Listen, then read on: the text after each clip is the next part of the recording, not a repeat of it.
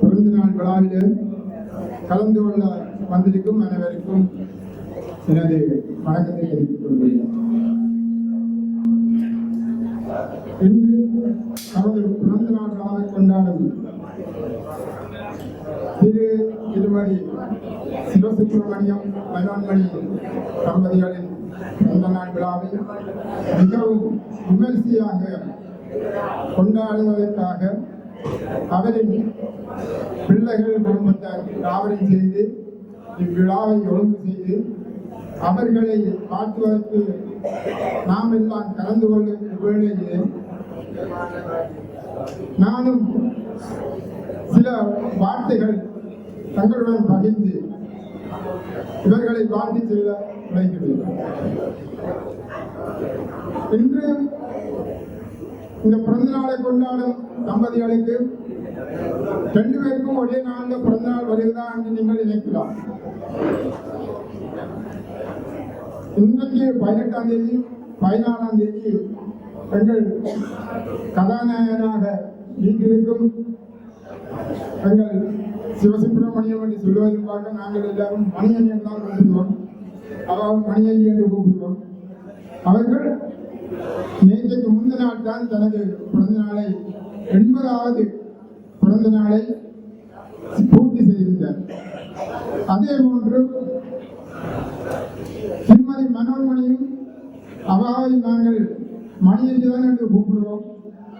அவாவும் கடந்த கிறிஸ்துமஸ் தினத்தன்று, அதாவது 25/12 மாதம் தனது 78வது வேலை பூர்த்தி செய்திருந்தார்.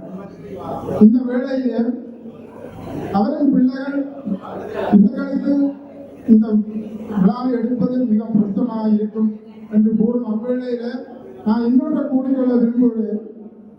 இதை இவர்களின் திருமண பொருட்களாக கொண்டாட முடியும் என்று.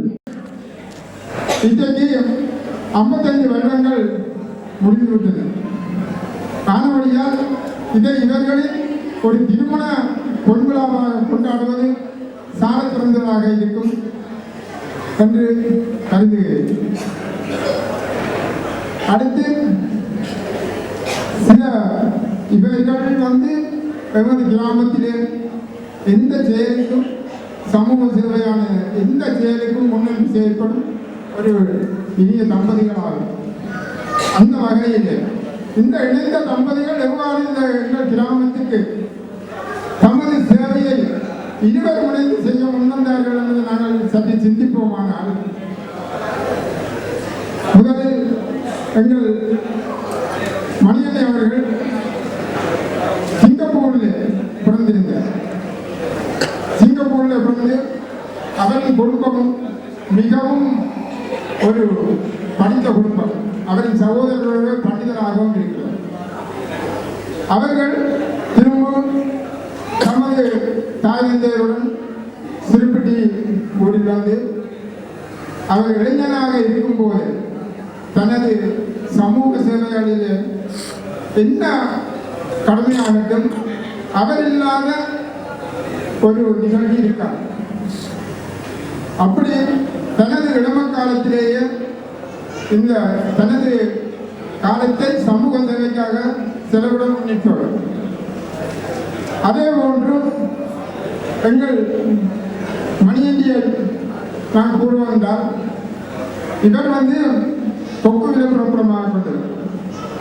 கொக்குவிலே பிறந்து இவர் திருநெல்வேலி முத்துக்கம்பி வித்தியாசாலையில் தனது கல்வியை பயின்றிருக்கிறார். அங்கு கல்வி பயின்று தொடர்ந்து அவர் அங்கேயே ஆசிரியராகவும் கடமை புரிந்து வந்தார். அங்கு ஆசிரியராக கடமை புரிந்து வரும்போது நான் இவர்களுடன் பழைய இதை பற்றி நான் இதை கூறுவேன். என்னென்றால் இவர் கலைகள், நாட்டியம் எல்லாவற்றிலும் மிகவும் திறம்பட செயலாற்றி வருகிறார். அவர் தனது பள்ளி காலத்திலேயே தனது திறமையை பள்ளிகளில் வெளிக்காட்டியிருக்கிறார். இவர் மிகவும் இந்த கவிதை இயற்றுவது, பாடல்களை இசைத்து பாடுவது போன்ற பல துறைகளில் இவர் வல்லவர். இவர்கள் இருவர் அதே நேரத்தில் அவர் சமூக சேவையிலும் தனது பாடசாலை காலத்திலேயே முன்னின்று உழைத்தது. இப்படியான இருவரும் திருமண பந்தத்தில் இணைந்து ஒன்று சேரும்போது எங்கள் கிராமத்துக்கு அது ஒரு பெரிய வரப்பிரசாதமாக அமைந்திருந்த என்றே கூறலாம். எங்கள் கிராமத்தில் என்ன நிகழ்வு நடந்தாலும் இவர்கள் தான் முன்னுக்கு வருகிறார்கள். இவர்கள் இப்போ ஒரு எங்கள் கிராமத்தில் என்ன நடக்கும் போதும் முதல் ஆசனத்தில் முதல் வந்து குழுமி மற்றவர்களுக்கு அதை என்ன செய்யணும் என்று சொல்லி தானாகவே முன்னின்று ஓடி ஓடி உழைத்த பெருமை இதுவரையும் சார். எமது மணியஞ்சி அவர்கள் தனது பள்ளி காலத்திலே ஆசிரியராக தொழில் புரிந்தாலும் ஆசிரியர் புரிந்த காலத்திலே ஒரு கார் விபத்தை சந்தித்திருந்தார். அதன் காரணமாகத்தான் தனது ஆசிரியர் தொழிலை கைவிட வேண்டி வந்தது. அப்படியான இருவரும் இவ்வாறு இணைந்தது நாம் செய்த பாக்கியம் என்றே கற்க வேண்டும். மற்றும் இன்று அவரின் குழந்தைகள் அவர்களுக்கு விளையாடுக்கு முன்னேறத்திலே அவரின் குழந்தைகளை பற்றியும் நான் சொல்ல வேண்டிய அவசியம் இல்லை. ஏனென்றால் அரசன் வழியோ குடிகள் வழி என்ற மாதிரி தாய்தந்தையரின் வழிதான் அவரது குழந்தைகள்.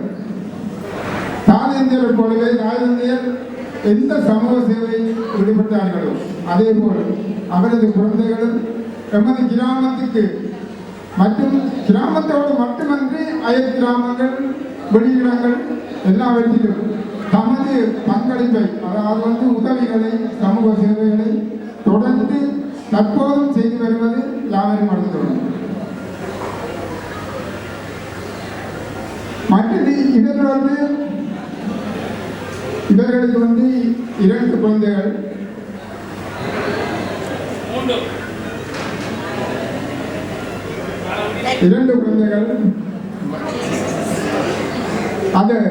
அதான் இப்போ எல்லாரும் 3 அதுல உங்களுக்கு இவர்களின் ஒற்றுமை என்ன மாதிரி என்றது இந்த இடத்துல தான் நான் கூறிக்கொள்ள விரும்புகிறேன். கதாநாயகி சகோதரி தனது சகோதரி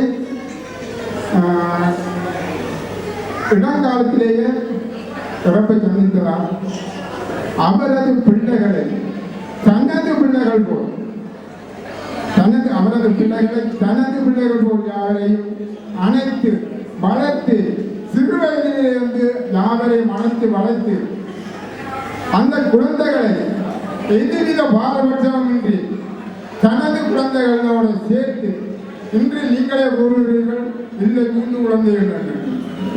அப்போ அவ்வளவுக்கு மற்றவருக்கு வித்தியாசம் தெரியாமல் தனது குழந்தைகள் போலவே வளர்த்து வந்திருந்தார். இதற்கு இருவரும் ஒற்றுமை, இது அதாவது புரிந்துணர்வு, இதன் காரணமாகத்தான் அவர்களை தமது பிள்ளைகள் போல் இன்றும் அந்த பிள்ளைகளோட யாவரும்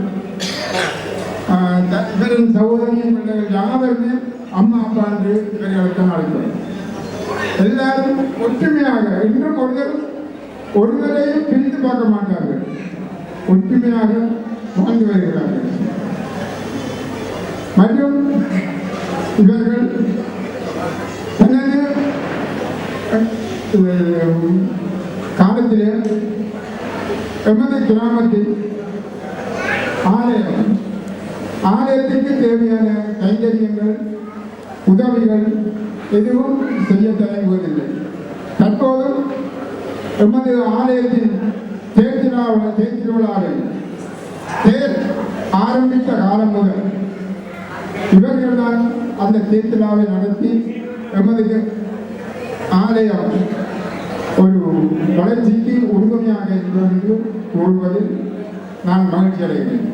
அது மட்டுமன்றி நமது கிராமத்தில் உள்ள சமூக நிலையமோ அல்லது விவசாய சம்மேளனமோ அல்லது கிராம அபிவிருத்தி சங்கமோ அல்லது மாதர் சங்கமோ எல்லாவற்றிலும் தமது பங்களிப்பு, அதாவது இவர்கள் ஏதாவது ஒரு பதவியில் இவர்களை எமது மக்கள் தெரிவு செய்து இவர்களை அந்த அமைப்பில் இருந்து அவர்கள் ஊடாக எமது கிராமத்துக்கு தேவையான சகல வசதிகளையும் ஏற்பாடு செய்து எல்லாரும் பகிர்ந்திருந்தனர்.